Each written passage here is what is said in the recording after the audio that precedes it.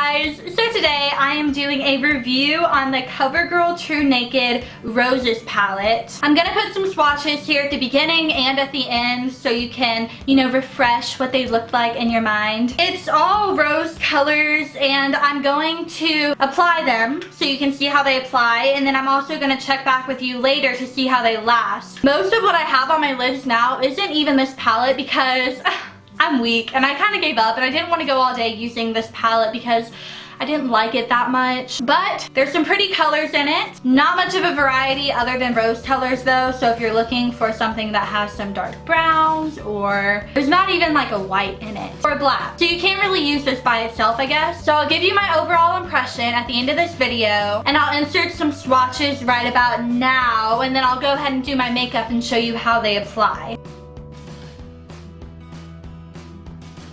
Okay, so I noticed kind of off the bat that there's not really a great transition shade. I mean, there's some light pinks and stuff. There's not any like tan colors that's close to your skin tone, like the whole point, but it's fine. I'm just gonna head on over to my Morphe palette and take something from there. I already primed with my Too Faced Shadow Insurance and set that with a pressed powder. So I'm gonna go forth with my transition shade. So I'm gonna go in with this pink right here in my crease. I'm gonna do this pink first and then this pink to build depth.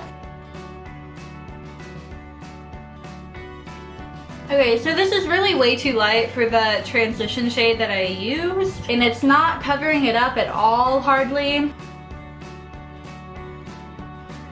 Yeah, I'm gonna move on to the darker one I showed you.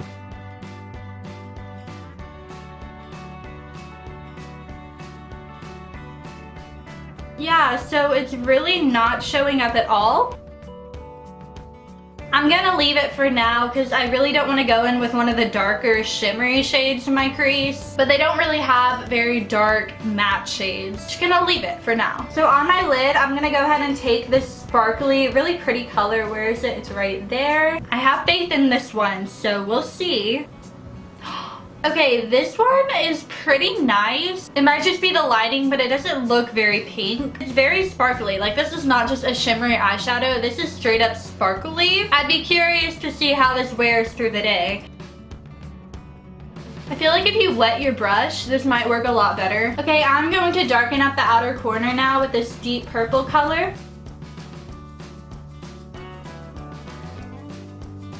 This one is actually showing up better than I thought it would, but it doesn't look purple. I'm gonna put a little bit of that in my crease, even though it is sparkly.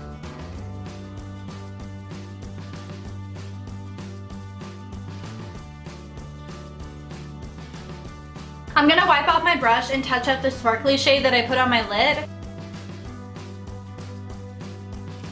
There's not much color payoff. Out of all the different colors that I have on my lid right now, which I only used 1, 2, 3, I only used 4 out of the 8. The most pigmented one that I found so far is the transition shade. Ooh. It just doesn't really look like anything. Honestly guys, I would totally wear these for the rest of the day and just like update you at the end of the day. But I want to go over it with some other colors because being the makeup person that I am, it's going to bother me all day. So don't kill me, but I have this Morphe palette right here and I'm gonna finish my eye makeup with that. I'll leave the lid color untouched just for you guys because it's kind of the one that I have the most faith in, but I want to see if it's still sparkly and pretty by the end of the day. So I finished my makeup. I ended up covering the lid color that I had on, which I had this one on, and I covered it with this one, and that one is a lot better. Initially, I thought that the first one I used was pretty good, but after comparing it to the second one was a lot better. So that's what I have on like my inner 2/3 of my lid, whatever. And then I also highlighted my inner corner with this first one, and it's not even white. It's like an off-white, like a pinkish off-white, but that works pretty good as an inner corner highlight too if you're looking for something matte. Actually, I don't even think it's matte. It's kind of shimmery. Anyways, so overall impressions, here's what I'm thinking. It's usually pretty hit or miss with like drugstore products. And I kind of feel like this palette is the same because as you can tell, I just used the first 2 colors and I really like those, but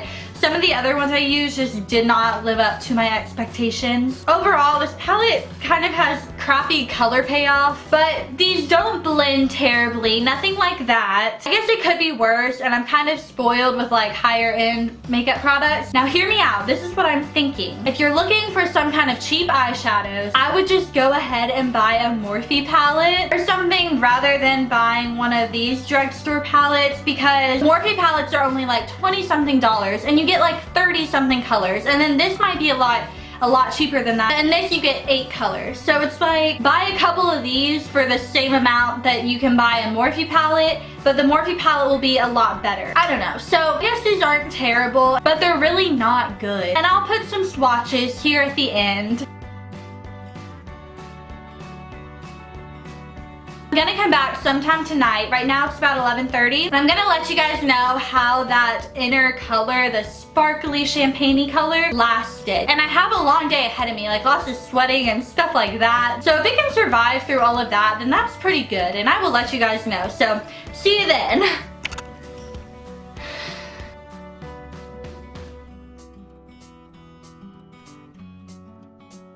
Yeah, that is it. Thank you guys for watching, and I will see you guys soon with another video. Bye!